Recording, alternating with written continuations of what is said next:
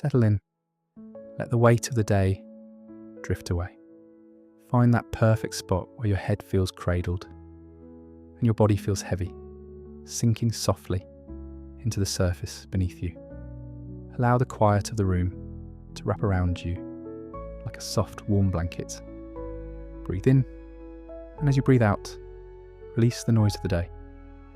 We're going on a journey tonight, not to a place on a map, but to a time. A time of candlelight and long shadows, of whispered secrets in gilded rooms, of empires, and one very particular emperor. We think we know him, Napoleon Bonaparte. The name itself is a monument, carved in stone. We see him in grand paintings, hand tucked in his waistcoat, a conqueror, a lawgiver, a name that echoes like a drumbeat through the pages of history. But history is a house with many, many rooms, and tonight we are not visiting the throne room or the smoke-filled tent on the battlefield. We're slipping down a quiet hallway, guided by the soft flickering light of a single candle, to a place rarely seen. We are looking for the man behind the marble bust, the man who existed when the uniform came off and the public gaze was gone. A man of strange, intense passions, and even stranger, more mundane pet peeves. A man who reshaped a continent with the force of his will, but whose own heart was a landscape of the most peculiar and contradictory geography. He was a man who trusted no one, yet craved an almost impossible intimacy. He was a master of grand strategy, yet could be derailed by the smallest domestic detail. So, let your mind grow soft, let the edges of your thoughts begin to blur as we dream our way into the quirky, sleepy, and very, very private world of Napoleon and the women who orbited his blazing, demanding sun. Our story begins, as so many of his did, with a letter to his first great love, Josephine. Imagine him far from home, surrounded by the grime and glory of his Italian campaign.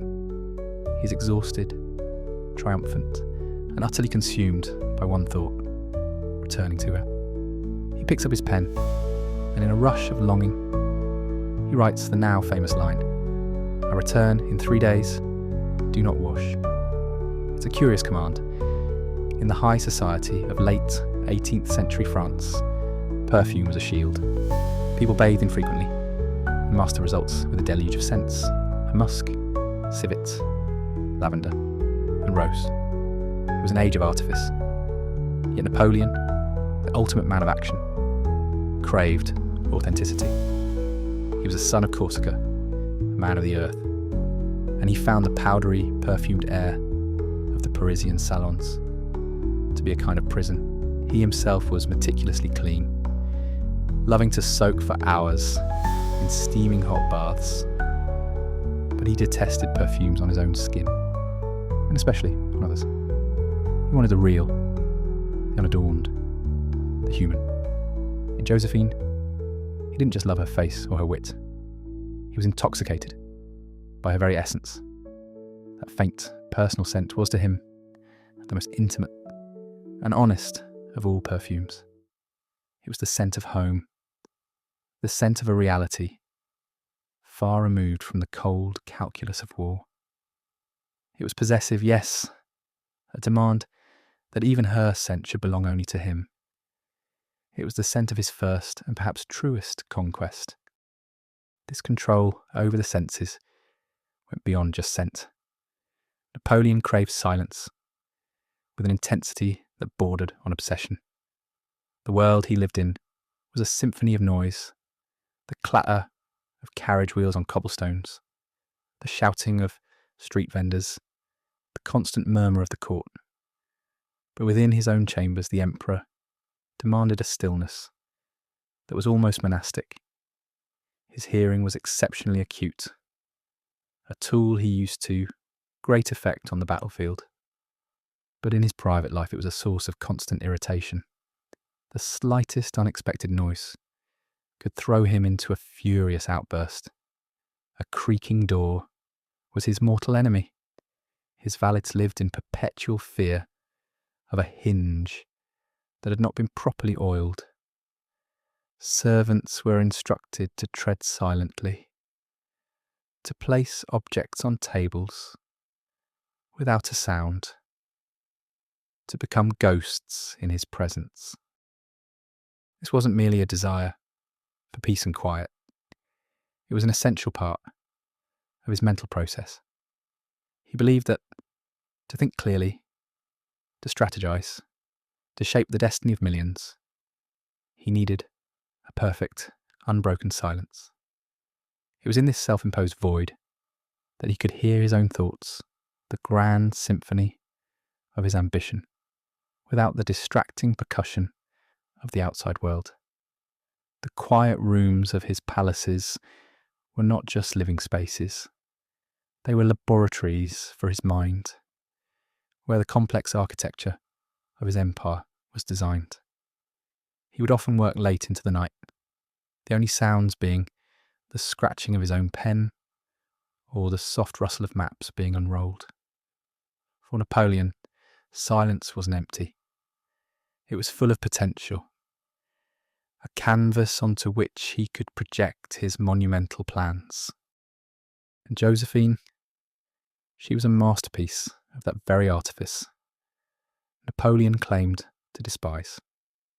A survivor of the revolution, a widow with 2 children, she was 6 years his senior, and a master of social grace. She was the definition of Parisian chic, a woman who moved through the world with an effortless elegance that captivated the young, awkward general. His early letters to her are a torrent of passion, almost boyish in their intensity. "I awaken full of you," he wrote, "your image, and the memory of last night's intoxicating pleasures has left no rest to my senses." He was utterly besotted, but as his power grew, his adoration, as it became entwined with a desire for absolute control. Josephine was a notorious spendthrift, and her debts were a constant source of his fury. He would scold her like a child for her extravagant tastes in jewels and dresses. And then there was the matter of her figure. He adored her slender, graceful form, and he lived in constant fear of her losing it. This fascination with thinness became a defining feature of his court. He believed slenderness was a sign of refinement and discipline. He would tell women to their faces that he could not bear a woman who was fat. It wasn't just a preference, it was a pillar of his aesthetic philosophy. For Josephine, his love must have felt like living in a beautiful garden, but one where the gardener was constantly measuring and pruning every single leaf. This imperial edict on weight was not reserved for Josephine alone. It was a rule for every woman who entered his orbit. The court of Napoleon was to be a gallery of graceful, slender figures. He saw it as a reflection of the glory of his new empire, an empire modelled on the clean, classical lines of ancient Rome. Plumpness to him suggested the decadence and softness of the old regime he had swept away. A woman's body was, in his view, a public statement. He would patrol his own parties, his sharp eyes missing nothing. He was known to pinch the arms of his ladies-in-waiting, testing their flesh for firmness. If he found it wanting, he would not hesitate to say, "You have gained weight, madame. You must take care of yourself." It was direct and often brutal. This was the same man who showed an iron will on the battlefield, who could march his army for days on minimal rations. He expected the same discipline from everyone. His own body was lean and functional, a soldier's body, and he saw no reason why the women of his empire should not conform to the same rigorous standard. It was another way of ordering his world, of shaping everything and everyone in it to match his own austere, classical ideal. And this obsession with the perfect, controlled female form led to his most profound and tragic contradiction, his absolute horror of pregnancy. Here was a man whose entire legacy, whose dream of a Bonaparte dynasty to rule Europe for centuries, depended entirely on one thing: a successful pregnancy, resulting in a healthy male heir. Yet he could not stand the sight of it. The physical transformation of a woman's body during pregnancy seemed to him unaesthetic, even grotesque. It was a loss of that slender, classical line he so admired. It was nature in its most raw, uncontrollable state.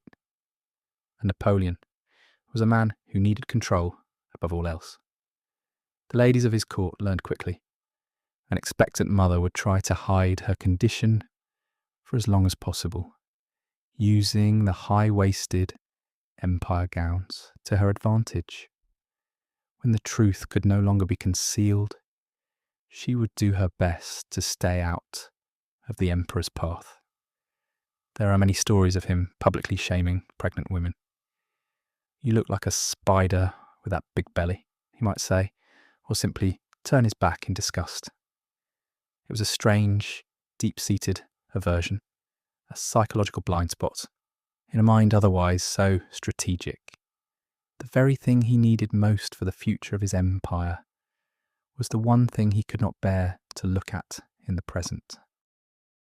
This paradox ultimately brought about his life's greatest personal sorrow. He loved Josephine. Of that there is little doubt. But years passed, and she could not give him the child he so desperately needed. The fate of an empire rested on her fertility. And so the man who detested the process of pregnancy had to divorce the woman he loved for her failure to achieve it. The divorce itself was a spectacle of public heartbreak.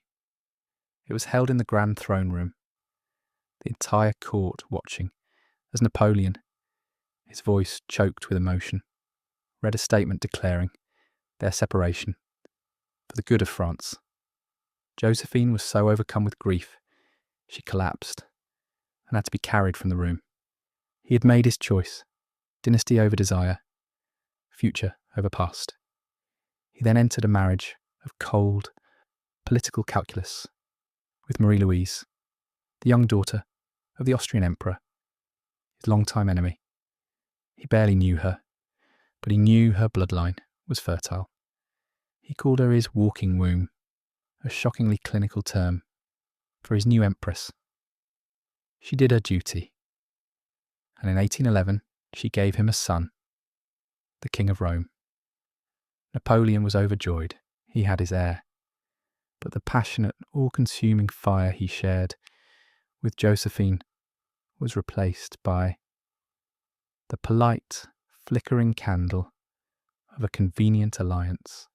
He had secured his empire's future, but in the process he had hollowed out his own heart. Napoleon's desire to curate his world extended to every detail of court life, especially fashion.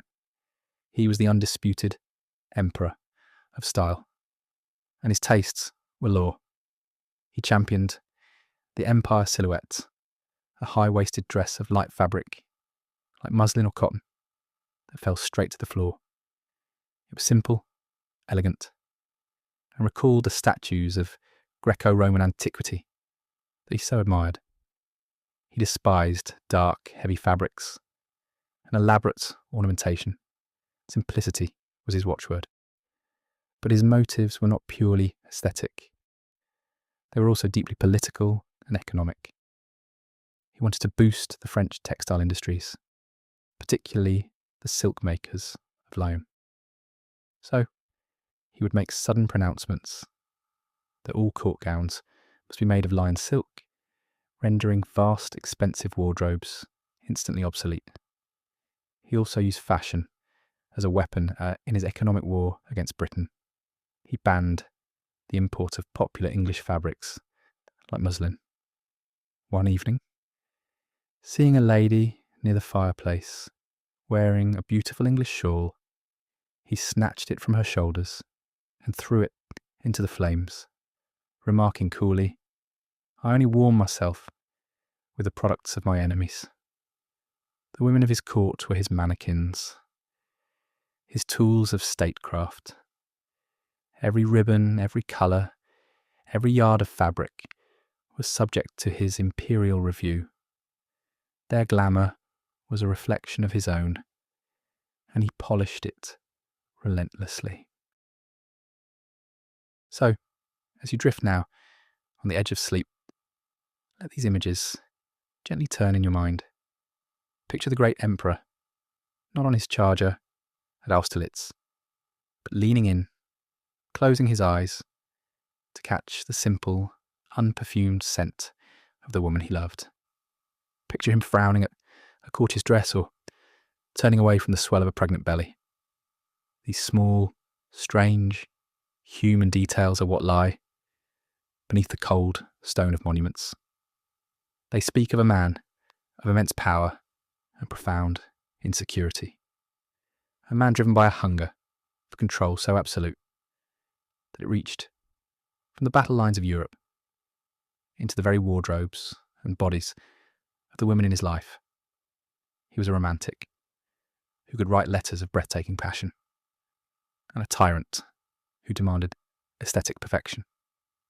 He was the architect of modern France, and a man obsessed with the most minute, peculiar things. The grand narrative of history often forgets these whispers from the quiet rooms. But they are there.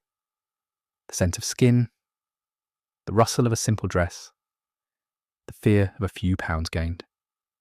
They are the sleepy, quirky truths of the man who was Napoleon. And now, there's nothing left to do but to let it all go and drift and dream.